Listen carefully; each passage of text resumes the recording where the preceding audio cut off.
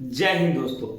देखिए, आज से हम लोग स्टार्ट करने वाले हैं बिहार बोर्ड को जो 10वीं क्लास का बैच है उन लोगों के लिए बहुत ही सुनहरा मौका है। जो 2026 में एग्जाम देना चाहते हैं उन लोगों के लिए बहुत ही सुनहरा मौका आ गया है। हम लोग आज से मैथ पढ़ना स्टार्ट करेंगे, वो भी क्रैश कोर्स जो स्टार्ट कर रहे हैं। क्रैश कोर्स के माध्यम से आपको पढ़ाने चल रहे हैं और पूरे ही आसान भाषा में आपको पढ़ाया जाएगा।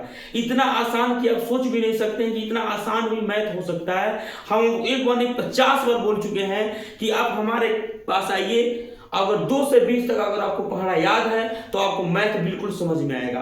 ठीक है, चलिए हम लोग स्टार्ट करते हैं। आप बोर्ड पे देखिए ध्यान से। चलिए, सबसे पहले हम लोग शुरुआत जो करते हैं, सबसे पहले शुरुआत जो करेंगे बाबू वो अंक से करेंगे। क्या से करेंगे? अंक। अंक को इंग्लिश में बोलते हैं डिजिट। तो बाबू मैंने क्या लिखा? अंक। अंक को इंग्लिश में क्या बोलते हैं? तो अंक को इंग्लिश में बोलते हैं डिजिट। क्या बोलते हैं? डिजिट। अब आपसे कोई पूछ देगा व्यक्ति कि अंक क्या है, मतलब अंक कितने होते हैं, अंक कितने होते हैं, तो आप कहिएगा सर अंक 10 होते हैं। अंक कितने होते हैं? 10 होते हैं। कौन कौन? तो देखिए 0 1 2 3 4 5 6 7 8 9। देखिए यही 10 अंक होते हैं। दुनिया का कोई भी संख्या आप लिखो, दुनिया का कोई भी संख्या आप लिखो, इसी 10 अंक के सहारे, 10 डिजिट के सहारे आप लिखते हैं। आप देख लीजिए, अनंत तक लिखिए, जितना बड़ा संख्या उतना बड़ा संख्या आप लिख लीजिए। इस 10 के अलावा कोई दूसरा आप अंक से नहीं लिख सकते हैं। तो क्या आपको समझ में आया अंक कितने होते हैं? तो अंक 10 होते हैं। कौन कौन जी? तो 0 1 2 3 4 5 6 7 8 9। आपको समझ में आ गया? देखिए, दुनिया का संख्या अगर आपको लिखना है तो इसी अंक के सहारे हम दुनिया का कोई भी संख्या लिखते हैं। कोई दिक्कत? चलिए अब आगे हम देखते हैं क्या क्या पढ़ते हैं जी? संख्या। तो आप यहां पे मैंने लिखा संख्या,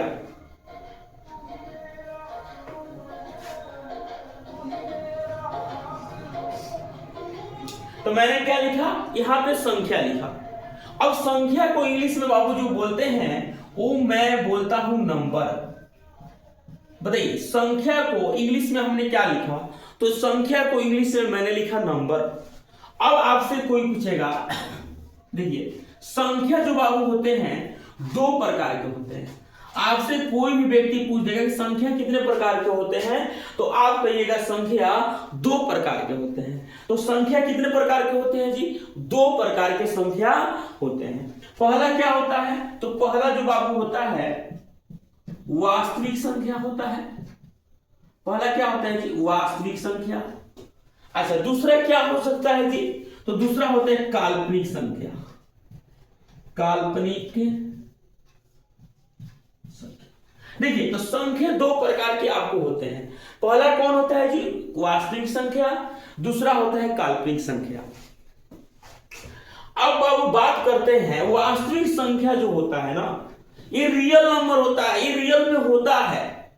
मतलब आप देखिए, दुनिया में जितने भी आप संख्या देखते हैं वो सभी के सभी कौन सी संख्या है? तो सभी के सभी बाबू वास्तविक संख्या है।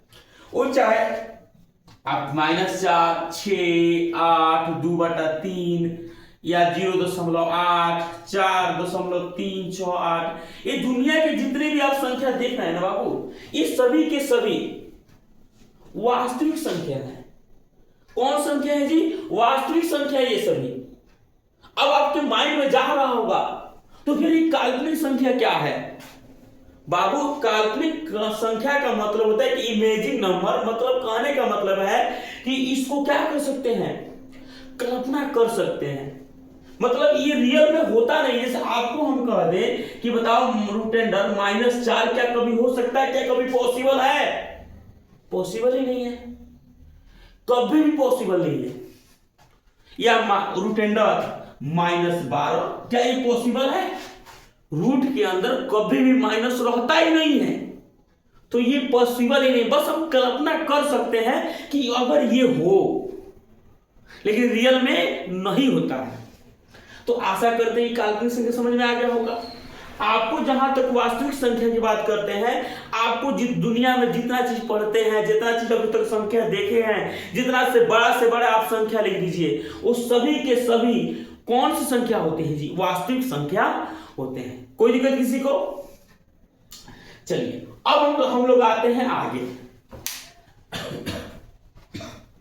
देखिए अब जो हम लोग पढ़ने वाले हैं वो हम लोग पढ़ने वाले हैं वास्तविक संख्या। अब क्या पढ़ने वाले हैं? वास्तविक संख्या। क्या लिखे हुए हैं? वास्तविक संख्या। इसका मतलब ये होता है रियल नंबर। वास्तविक संख्या को इंग्लिश में क्या बोलते हैं जी? रियल नंबर बोलते हैं। तो अब हम इसको देखते हैं। बबुआ देखो, वास्तविक संख्या को हम लोग दो भागों में बांटते हैं।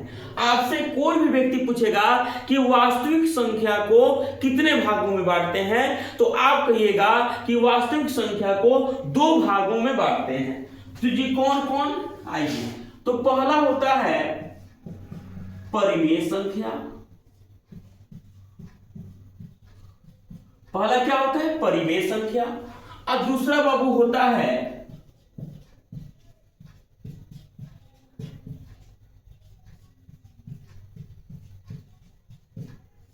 देखिए, तो वास्तविक संख्या दो प्रकार के होते हैं।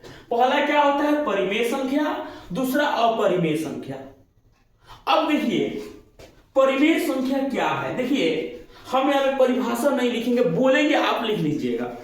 वीडियो को रोक रोक करके आप लिख लीजिएगा, हम बोलते चलेंगे, ठीक है? आपको जो मैथ होगा तो बताइए करेंगे, लेकिन हम परिभाषा जो होगा ना वो आपको बोलेंगे, आप उसको लिख लीजिएगा, ठीक है? अब यहाँ पे लिखेंगे तो गलत बात है, आप हम बोल देंगे तो आप लिख लीजिएगा, कोई दिक्कत? चलिए तो आते हैं, सबसे पहले समझते हैं। देखिए परिमेय संख्या में क्या क्या आ सकता है, परिमेय संख्या का निर्माण कैसे होता है।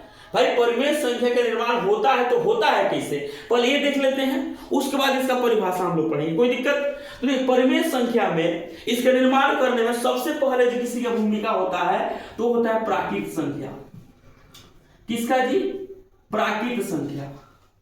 परिमेय संख्या का सबसे पहला हिस्सा कौन होता है? प्राकृत संख्या निर्माण करते हैं। तो अब प्राकृत संख्या क्या है? तो बबुआ प्राकृत संख्या जो होता है ना, ये होता है एक से लेकर के अनंत तक की संख्याओं को हम लोग क्या कहते हैं? प्राकृत संख्या कहते हैं। तो प्राकृत संख्या क्या है?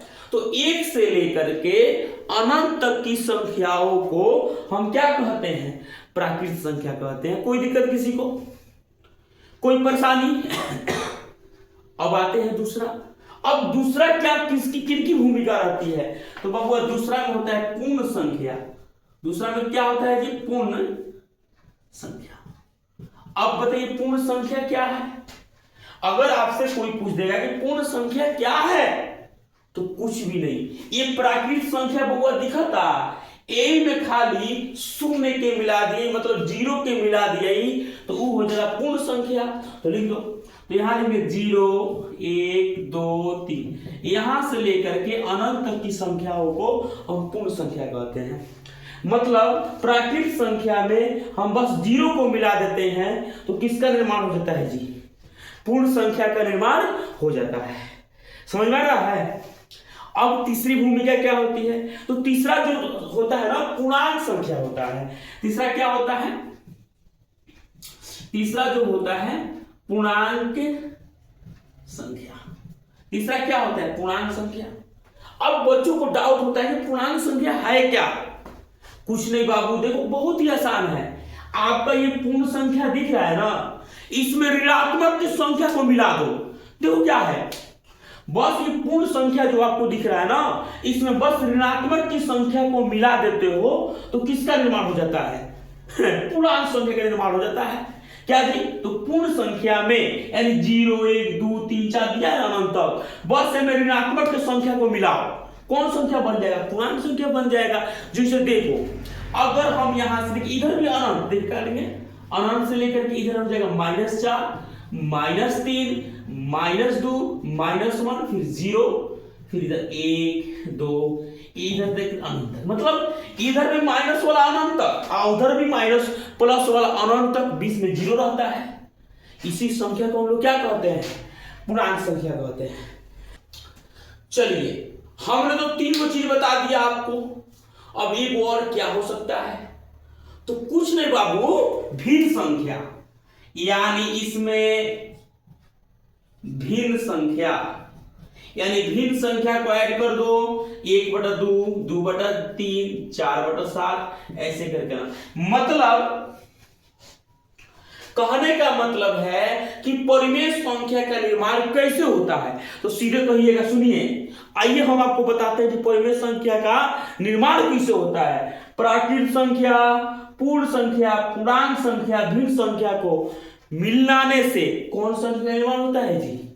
परिमेय संख्या निर्माण हो जाता है। तो क्या आप ये समझ में आया? अगर आपसे कोई कह दे कि परिमेय संख्या का निर्माण कैसे होता है, तो सीधे कहिएगा। सुनिए, आइए हम आपको बताते हैं। प्राकृत संख्या, पूर्ण संख्या, पूर्णांक संख्या और भिन्न संख्या को जब हम मिला देते हैं, पूरी संख्या एक आगे हो जाती है, तो उसी को हम लोग क्या कह सकते हैं? परिमेय संख्या का निर्माण हो जाता है। कोई दिक्कत? चलिए, आशा करते हैं कि आपको समझ में आ गया होगा। आया है? स्क्रीनशॉट भी ले लीजिए अगर लेना है किसी को तो। देखिए, इसी बात में एक चीज हम आपको बोलना चाहते हैं, अपने लक्ष्य को हमेशा ऊंचा रखो। अपने लक्ष्य को हमेशा ऊंचा रखो। आज जब तक मत रुको, जब तक तुमको नहीं रुकना है तब तक तुम्हारा लक्ष्य जो है, जो तुम मंजिल है तुम्हारा, वो हासिल ना हो सके। तब तक नहीं रुकना है, हासिल करके ही रहना है।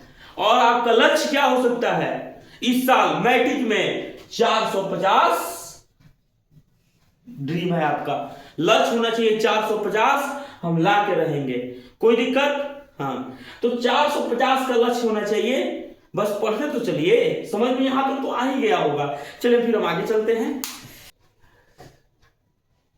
अभी मैंने आपको बता दिया कि परिमेय संख्या का निर्माण जो होता है कैसे होता है। अब थोड़ा सा देख लेते हैं कि परिमेय संख्या किसे कहते हैं। अगर आपको कोई पूछ दिया कि ठीक है तुम पढ़ रहे हो तो बढ़िया है, तो परिमेय संख्या है क्या, तो इसका आसान परिभाषा हम बोल रहे हैं, आप लिख सकते हैं, लिख लीजिएगा। परिमेय संख्या किसे कहते हैं, तो आप इसे लिख सकते हैं कि वैसी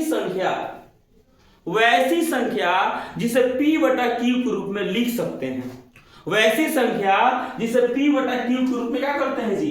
जिसे p/q के रूप में लिख सकते हैं, जहां p और q पूर्णांक हो, जहां p और q पूर्णांक हो।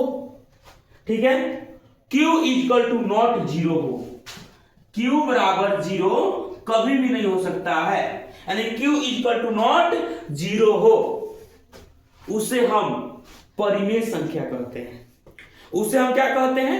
परिमेय संख्या कहते हैं। आपको बस यहां समझाएंगे हम, परिभाषा आपको सुन करके मेरे आवाज से लिखना है, वीडियो को रोक रोक करके।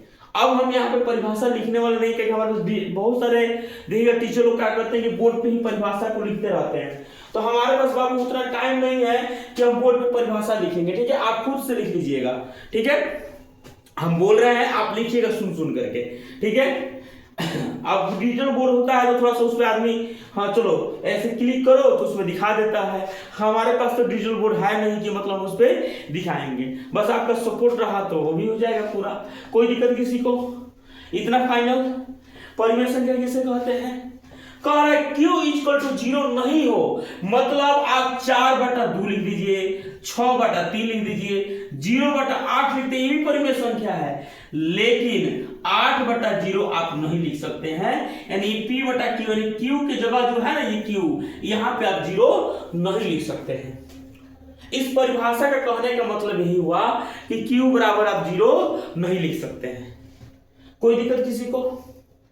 यानी क्या हम q बराबर 0 लिख सकते हैं? आपसे अगर कोई पूछ दे कि बताओ 0/8 क्या परिमेय संख्या है? बिल्कुल है, 0/8 परिमेय संख्या है। लेकिन अगर हम यही कह दें कि बाबू बताओ 4/0 क्या परिमेय संख्या है, तो कहेंगे बाग बकरोल दास कहीं का नीचे जीरो कहां होगा, परिमेय संख्या नहीं है। आगे समझ में? तो आपको कोई कहेगा 0/8 परिमेय संख्या है तो कहिएगा बिल्कुल है, लेकिन वही कह दे 8 4/0 मानिएगा दूध तमाजा, कैसे हो जाएगा परिमेय संख्या? आगे समझ में आया ना? तो चलिए आगे चले। अभी मैंने आपको बताया कि परिमेय संख्या किसे कहते हैं, पूरी अच्छी तरह से आपको मैंने समझा दिया। अब आते हैं परिमेय संख्या में ही परिमेय संख्या का दशमलव प्रसार। इसमें बच्चे बहुत ज्यादा कंफ्यूज रहते हैं। इसमें जो है ना दशमलव प्रसार, देखिएगा बहुत सारे बच्चों को डाउट रहता है, जब परिमेय संख्या का दशमलव प्रसार होता है ना तो बहुत सारे बच्चे कंफ्यूजन में चले जाते हैं, बहुत सारे बच्चे क्वेश्चन छोड़ देते हैं, बच्चों को समझ ही में नहीं आता है कि दशमलव प्रसार होता क्या है। जैसे मैंने लिखा परिमेय संख्या का दशमलव प्रसार, इसको समझना बहुत ही आसान है। आप देख रहे हैं ना, यही बूंदवा दशमलव होता है जी, इसी बूंदा का नाम क्या है, दशमलव। नहीं कहते हैं कि छोटा बम बड़ा धमाका, ये दशमलव आपको दिख रहा है लेकिन बड़ा धमाका करता है। तो इसीलिए इससे बच्चे क्या होते हैं ना कि इसको देखते ही कहते हैं रहने दो, हमारे बस की बात नहीं है। लेकिन आपको पता है भले छोटा बम बड़ा धमाका है, लेकिन एक बार आप इसको समझ गए ना तो फिर लाइफ में कभी जो है इसको छोड़ के नहीं आइएगा। दशमलव वाला जो होता है ना बहुत आसान होता है ये सब, लेकिन आप लोग क्या करते हैं इसको छोड़ देते हैं। तो अब छोड़ना नहीं है। अब ये कैसे? सबसे पहले आपको एक चीज पता होना चाहिए कि परिमेय संख्या का दशमलव प्रसार क्या क्या हो सकता है। तो इसका परिभाषा बोल देते हैं, थोड़ा सा लिख लीजिएगा। देखिएगा परिमेय संख्या का दशमलव प्रसार, देखिएगा परिमेय संख्या का दशमलव प्रसार शांत होगा। परिमेय संख्या का दशमलव प्रसार शांत होगा या अनौसानी आवर्ती होगा, या अनौसानी आवर्ती होगा। यानी परिमेय संख्या का दशमलव प्रसार दो ही चीज हो सकता है, पहला हो सकता है शांत, दूसरा अनौसानी। अनौसानी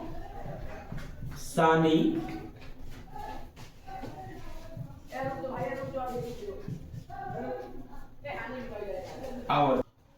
तो अभी हमने लिखवाया इसका परिभाषा।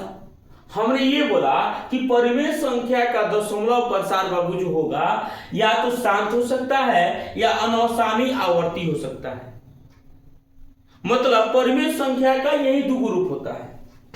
अब शांत दशमलव प्रसार क्या हो सकता है, अनौसानी आवर्ती क्या होगा, इसको समझने की देर है आपको।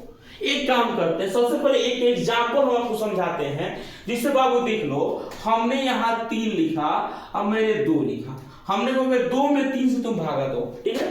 तो अब कहो चलो करते हैं, 2 एकम 2, 3 में से 2 गया 1 हो गया, दशमलव देंगे तो 0 आ जाएगा, पता है ना तुमको। 2 बचे 10, यहां पे 0 हो गया। अब ये जाके कटा के नहीं कट गया, मतलब जैसे जा करके पूरा यहां शेषफल अगर शून्य आ जाता है, अगर हम भाग देते हैं दशमलव वाला भाग, अगर शेषफल यहां शून्य आ जाता है तो वो क्या हो जाएगा, तो उसका दशमलव प्रसार जो होगा बबुआ वो शांत होगा। क्या होगा, शांत। जैसे 1.5 क्या हो जाएगा, शांत हो जाएगा। हम कह रहे 1.86, इसका मतलब ये है कि दशमलव के बाद 8 जाने के बाद कोई भी किसी से भाग दिए वो कट गया संख्या, इसका मतलब वो शांत हो जाएगा। कोई दिक्कत? आपको यहां पर मैंने भाग देके भी समझा दिया है, कोई दिक्कत शांत में? अब बताइए शांत दशमलव प्रसार जो आप देख रहे हैं परिमेय संख्या का, इसमें तो कहीं डाउट आपको नहीं होना चाहिए।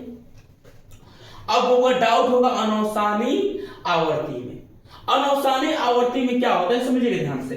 जब आप भाग दीजिएगा तो मान लीजिए यहां पे हम कुछ देते 1.5786, ठीक है। फिर उसके बाद यही संख्या बार बार रिपीट करें, मतलब दशमलव के बाद 57869, फिर यहाँ पे 57869, फिर 57869, मतलब वही संख्या बार बार रिपीट करते रहेगा। इसका मतलब है कि इस पे बार रहेगा।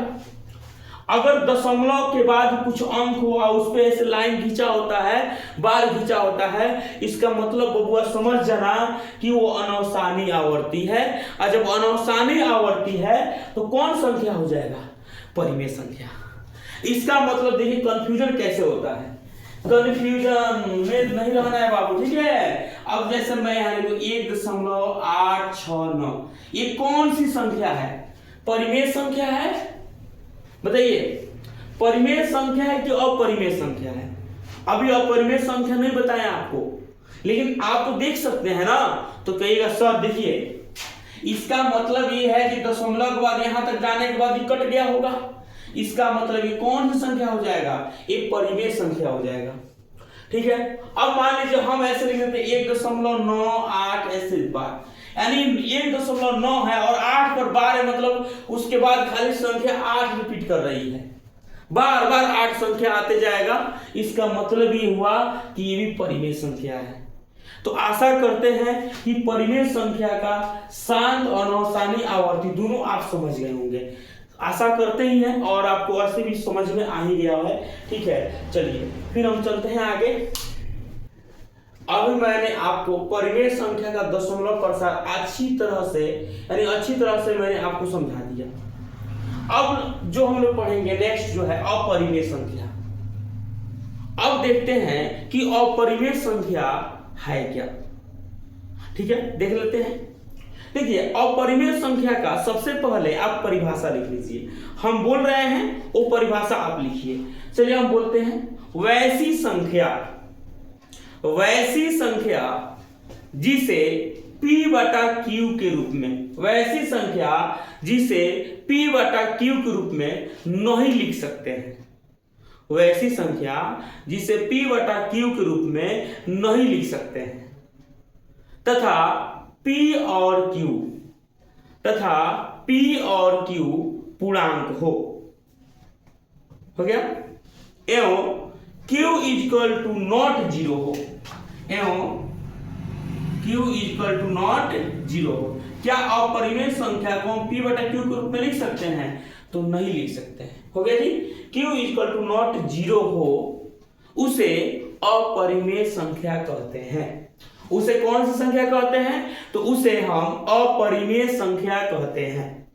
यहां तक समझ में आ गया? जैसे एग्जांपल में हम आपको कह दे पाई क्या है बबुआ? पाई अपरिमेय संख्या है। बिहार बोर्ड का सबसे फेवरेट क्वेश्चन पूछता है पाई क्या है, बताइए। आप कमेंट बॉक्स में आंसर दीजिएगा इसको, पाई क्या है। तो पाई क्या है आप कमेंट बॉक्स में बताइएगा। अभी मैंने आपको ये चीज बात बताया। चलिए उसके बाद अपरिमेय संख्या क्या हो सकता है? √2। ये भी देखिए रूट के अंदर 2 है, इसका मतलब अपरिमेय संख्या है। क्या इसे हम P/Q के रूप में लिख सकते हैं? बिल्कुल भी नहीं लिख सकते हैं। क्या आप √2/1 लिख लीजिएगा? गलत, कभी भी नहीं लिख सकते हैं। अगर मैं आपको कह दूं कि बताइए क्या आप π/0 लिख सकते हैं? बिल्कुल नहीं लिख सकते हैं। √2/0 लिख सकते हैं? बिल्कुल भी नहीं लिख सकते हैं। आ गया समझ में?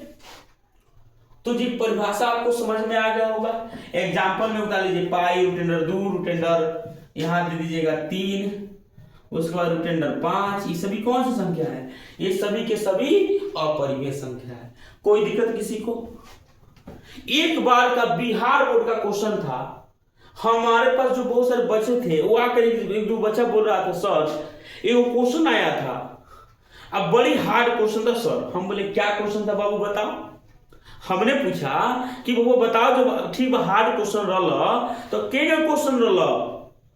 तो देखो कितना आसान क्वेश्चन छोड़ के आ गया था चुट्टा कहीं का।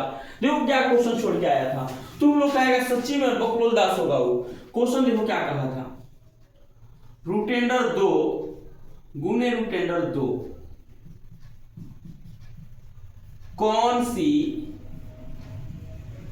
कौन सी संख्या है। देखिए एक नंबर का क्वेश्चन छोड़ के आया था छोटा। हम तो मन के साथ बसैठा उठा के 2-3 बसैठा मारी। बताओ क्वेश्चन छोड़ने वाला चीज है। अगर एग्जाम में जो बच्चा छोड़ के आ रहा है उसको क्या करना चाहिए? जहर खा के मर जाना चाहिए। क्वेश्चन छोड़ने वाला चीज है। अब आप ही छोड़ के आइएगा, आपको भी बसेटा से मारा जाएगा। देखो क्वेश्चन क्या है।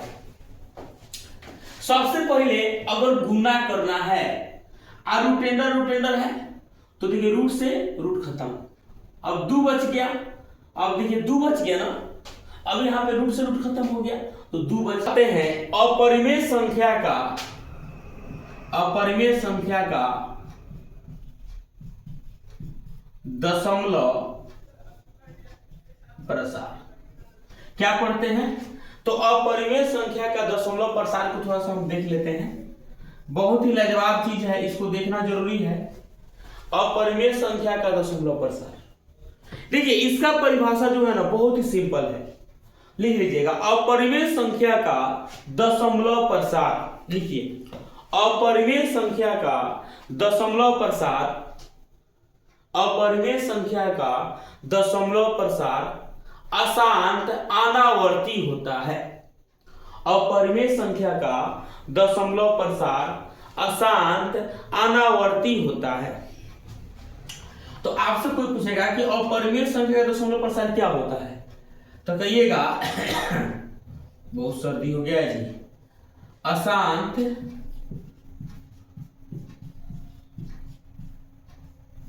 अनावर्ती। तो अपरिमेय संख्या का दशमलव, बहुत खांसी हो गया थोड़ा सा, हाँ, अपरिमेय संख्या का दशमलव प्रसार क्या होता है? तो कहिएगा सर अपरिमेय संख्या का जो दशमलव प्रसार जो होता है ना अशांत अनावर्ती होता है। ये तो समझ में आ गया आपको कि अपरिमेय संख्या का दशमलव प्रसार जो होता है वो अशांत अनावर्ती होता है। लेकिन एक चीज आपको समझना दे रहा है कि भाई ये तो आपको क्वेश्चन है ना पूछेगा एग्जाम में कि अब ये अपरिमेय संख्या का दशमलव प्रसार क्या होता है, ऐसे तो क्वेश्चन नहीं पूछेगा, ये अंक में दे देता है। तो ध्यान रखिएगा पाई भी क्या है, अपरिमेय संख्या है। एक काम ध्यान रखिएगा, जैसे मान लीजिए कोई भी संख्या अगर देगा, जैसे कि आप बोलिएगा अशांत अनावर्ती में अगर मान लीजिए एक संख्या है 4 8 6 9 3 4 5 ऐसे कर दे, यानी संख्या रिपीटे नहीं करे, हर बार दूसरा संख्या आते जाए और जितना लंबा करिएगा उतना लंबा ही चले जाएगा। इसका मतलब ये हुआ कि ये संख्या क्या है, यानी कभी कटवे नहीं करेगा वो, अब बार बार संख्या भी रिपीट नहीं करेगा। ऐसे देखिए 4 8 6 9 3 4 5 7 2 3 2 1 2 ऐसे चलते चला जाएगा वो, यानी संख्या रिपीटे नहीं करेगा। इसका मतलब है कि वो कौन है, अशांत अनावर्ती है, और जो संख्या अशांत अनावर्ती होती है वही होती है अपरिमेय संख्या। अब क्वेश्चन कैसे पूछेगा, तो बबुआ क्वेश्चन कैसे पूछेगा ध्यान से देखो। जैसे तुमसे पूछ देगा कि 1.486937 ऐसे कर दिया, ये 1.486937 ये कौन सी संख्या है, कौन सी संख्या है, परिमेय संख्या है कि अपरिमेय संख्या है? तो आप कहेगा ओ माय गॉड अभी तो आप बतेबे किए हैं, लीजिए ना अपरिमेय संख्या है। लेकिन ये तो यहां पे याद हो गया, लेकिन क्या एग्जाम में याद रहेगा? यहां पे याद होने से कुछ नहीं फायदा होता है, आपको इसको एग्जाम में भी याद रखना होगा कि 1.486937 अगर ऐसे आपको क्वेश्चन दिख जाए, यानी एक ही संख्या रिपीटेशन नहीं करे, यानी रिपीट नहीं करे, यानी बार बार नहीं आएगा संख्या, हर बार दूसरा संख्या आते जाएगा, इसका मतलब है अशांत अनावर्ती, और जो संख्या अशांत अनावर्ती होता है वही होता है अपरिमेय संख्या। कोई दिक्कत? तो आपको परिमेय संख्या बता दिया मैंने, अपरिमेय संख्या बता दिया पूरी तरह से। उसके बाद मैंने वास्तविक संख्या को बता दिया, जितना इंपॉर्टेंट टॉपिक था हमने सबको बता दिया।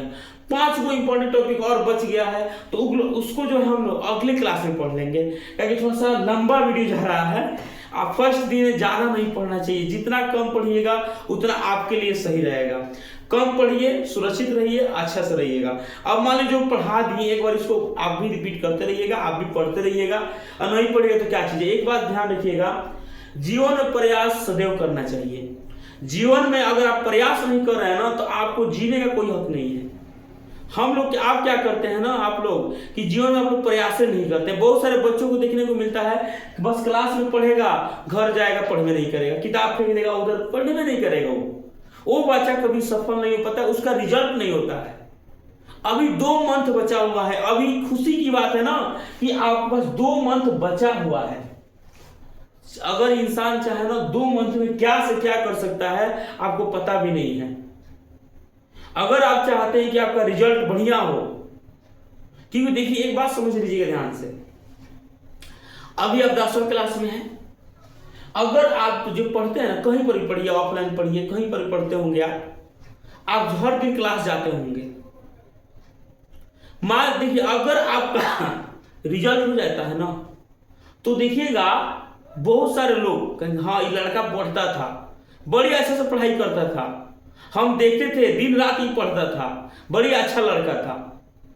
जो आदमी आपको अच्छाई कह रहा है उस समय ना, अगर आपका रिजल्ट खराब होता है ना, रिजल्ट बढ़िया नहीं आता है, तो कहेगा वही इंसान कि हम जानते थे ये लड़का खाली दिन भर घूमत रहला, आवारागर्दी करत रहला। मतलब जो इंसान आपका आज बड़ाई किया वही इंसान आपका क्या करता है, शिकायत भी करता है। तो आपके ऊपर निर्भर करता है कि जो शिकायत कर रहा है उससे बड़ाई, उससे तारीफ सुनना पसंद करते हैं या बुराई सुनना पसंद करते हैं, वो आपके ऊपर निर्भर करता है। एक शिक्षक का काम क्या होता है? एक शिक्षक का काम यही होता है कि आपको सही रास्ता पर ले जाएगा, आपको पढ़ाएगा, आपको बोल देगा, डांट देगा, करना आपको है। तो वो आप नहीं कीजिएगा ना तो फिर कुछ नहीं होने वाला है आपका। हमने बहुत सारे बच्चों को देखा है ऑफलाइन क्लास में कि मतलब हम लोग कहते हैं कुछ और सुनता ही नहीं है, उसका रिजल्ट गड़बड़ा जाता है और बाद में कहता है कि टीचर नहीं पढ़ाया। अरे चुट्टा कहीं का, तुम पढ़ेगा घर पर तब ना तुमको आएगा। हमने बहुत सारे ऐसे बच्चों को देखा है। अब हम लोग भी छोड़ दिए हैं, जाओ, मतलब तुमको जब कोई दिक्कत नहीं है, तुमको कोई अपने लाइफ की चिंता नहीं है, तुमको पढ़ना ही नहीं, तो हम क्या कर सकते हैं? हम सिर्फ आपको डांट सकते हैं, बोल सकते हैं, लेकिन करना तो आपको है। अब एग्जाम में तो हम जाकर बैठ के नहीं लिखेंगे, ठीक है। तो आशा करते हैं कि आप ज्यादा लंबा क्लास नहीं करना चाहते हैं, ठीक है।